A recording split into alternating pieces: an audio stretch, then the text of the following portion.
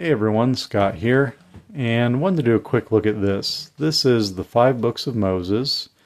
It's a translation of the Pentateuch, along with introductions and commentary by Everett Fox. And I haven't seen a lot about it online or on YouTube, so I thought I'd go ahead and cover it. I haven't read it a lot, but what I have read I've found very interesting. It seems to me to come from a kind of a scholarly Jewish perspective, maybe something that if you're a fan of Robert Alter you'd like. In fact, you see on the back, Alter endorses it here. It is much more comfortable, though, let's say much more comfortable making people uncomfortable than Alter's translation. It's much more willing to be like the Hebrew and less like English. So we'll see that as we get into it. But just the way he translates some things, and I think most importantly, the way that he divides things is what really fascinates me and gives it a lot of power that I don't find in other English translations.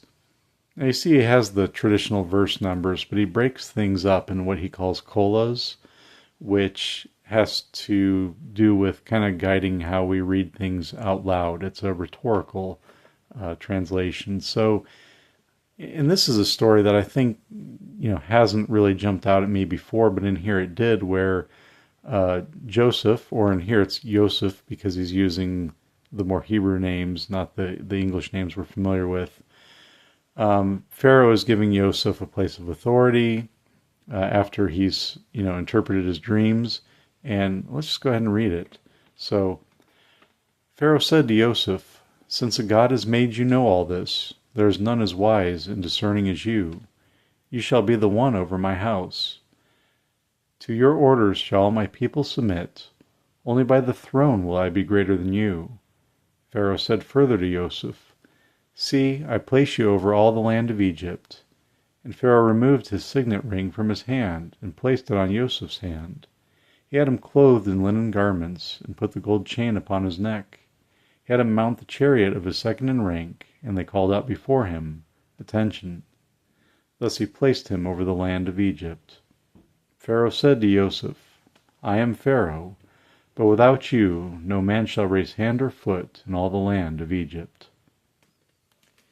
So I don't know, that just really drew me in a way that I think I've just kind of read it and kind of like, okay, yeah, I got it, in other English translations. There was just something about the way he divides things and how it reads, especially reading it aloud.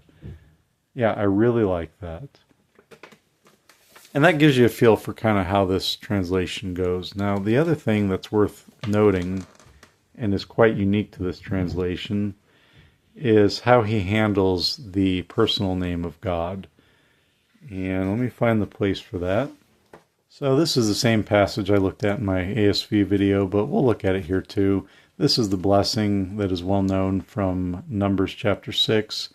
And you see here, he includes the Tetragrammaton as is. He does not attempt to provide a pronounceable translation or replace it with the Lord, as we're familiar with in so many modern English translations. But he just has it as it is, as it would come through in English.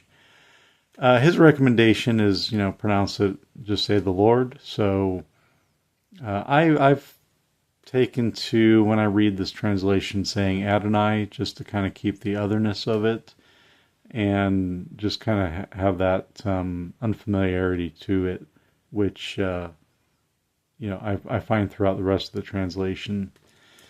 Look at what he says about it here at the front. So he has a section here just discussing what he does and how he handles that.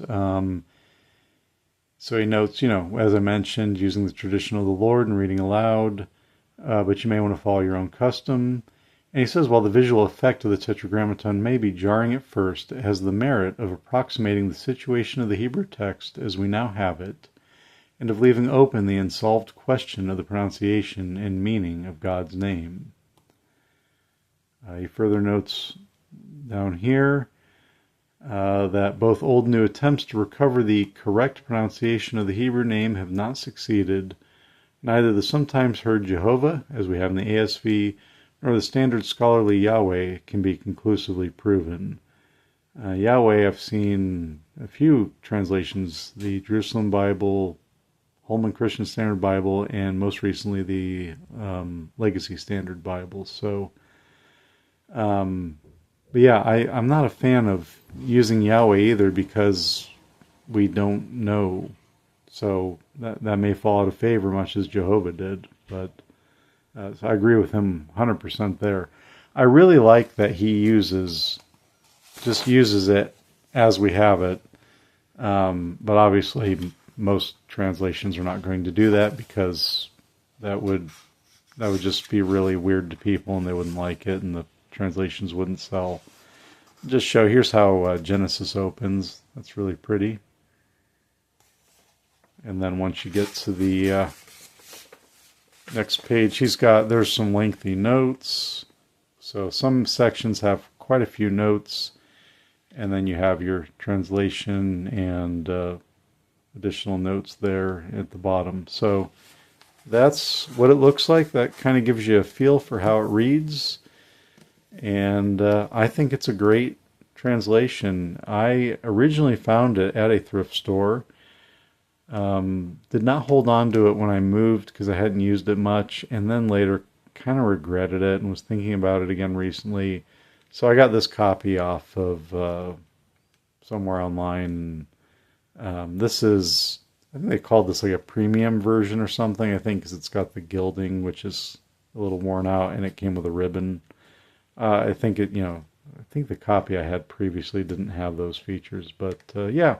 Anyways, if you have any questions, comments, thoughts about it, I'd love to hear about it. Share them below, and as always, I thank you for watching. If you enjoyed it, please give it a like, and we'll see you for the next video.